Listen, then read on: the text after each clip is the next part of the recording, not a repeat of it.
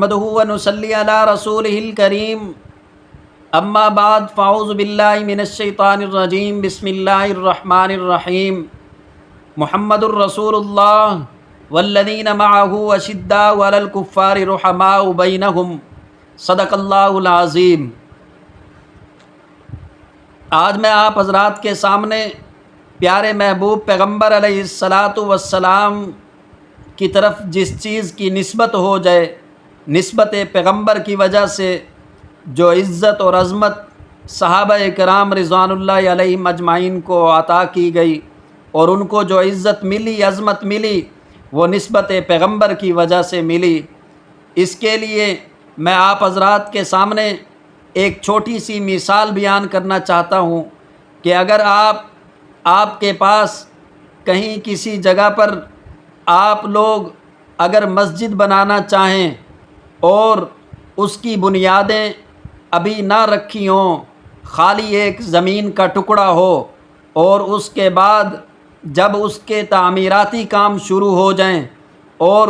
وہ جب مکمل پائے تکمیل تک پہنچ جائے، اس وقت اس سے پہلے جب وہ کام میں جب اس میں تعمیراتی کام ہو رہا تھا اور جب اس وقت اس میں ابھی تک نمازیں پڑھنا شروع نہیں کی گئی تھیں، ابھی تک وہ زمین کا ٹکڑا تھا، تو اس وقت ہم لوگ جوتے پہن کر اس میں داخل ہوتے رہے، اور جب مسجد بن گئی، تعمیراتی کام مکمل ہو گیا اور نمازیں ادا کرنا شروع کر دی گئیں، اس کے بعد پھر کسی کو جوتا پہن کر مسجد کے اندر داخلے کی ضرورت نہیں اور داخلے کی اجازت ہرگز نہیں دی جا سکتی۔ اور کیوں؟ اس کی وجہ یہ ہے کہ اب اس کی نسبت بدل گئی۔ پہلے اگرچہ یہ زمین کا ایک ٹکڑا تھا، لیکن جب مسجد بن گئی، اللہ کا گھر بن گیا، اس وقت یہ مسجد کی شکل اختیار کر گئی اور اس کی نسبت جو ہے وہ اللہ کے گھر کی طرف منسوب ہو گئی۔ لہٰذا اب اس کا احترام ضروری ہے۔ اگرچہ وہ عمومی لوگوں میں سے کوئی شخص ہو، وہ بھی اگر اس مسجد میں داخل ہونا چاہے گا تو اس کو جوتا مسجد سے باہر اتارنا پڑے گا،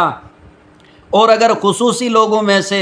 چاہے وہ مولوی ہو یا غیر مولوی ہو، جس قسم کا وہ بندہ ہے، جب وہ مسجد کے اندر داخل ہوگا تو اس وقت اس کو جوتا اتار کر مسجد میں داخل ہونا پڑے گا۔ لہٰذا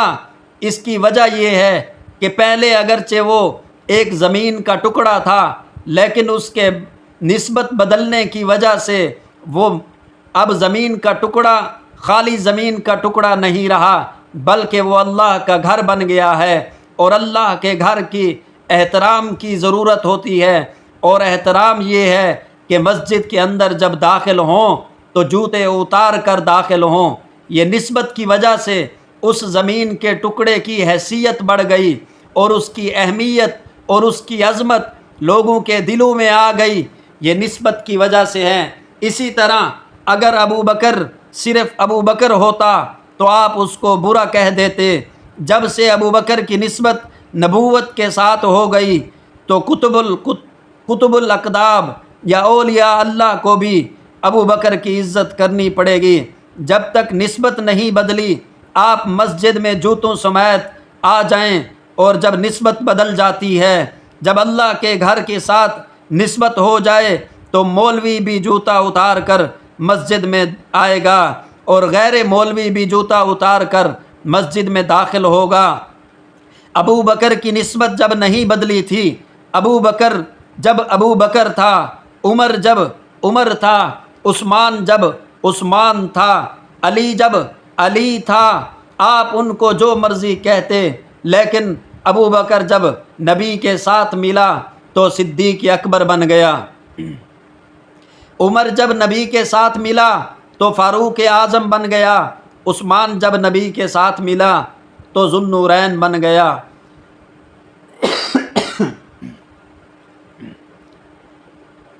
علی جب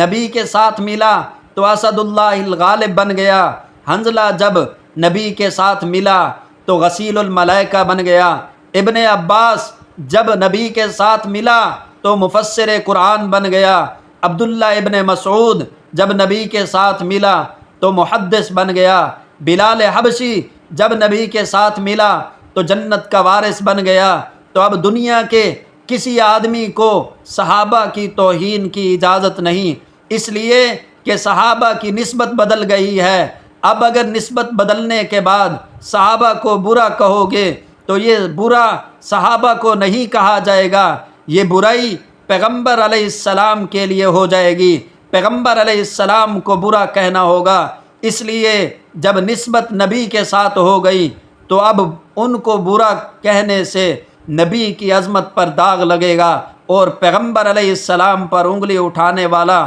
مسلمان نہیں ہے۔ اس لیے ہمیں نسبت پیغمبر کی قدر کرنی چاہیے کہ پیغمبر علیہ السلام کے ساتھ جس چیز کی نسبت ہو جائے وہ اس کائنات کے اندر سب سے زیادہ معظم اور محترم بن جاتی ہے۔ مولا کریم ہم سب کو نسبت پیغمبر علیہ السلام کی قدر کرنے کی توفیق عطا فرمائے، آمین۔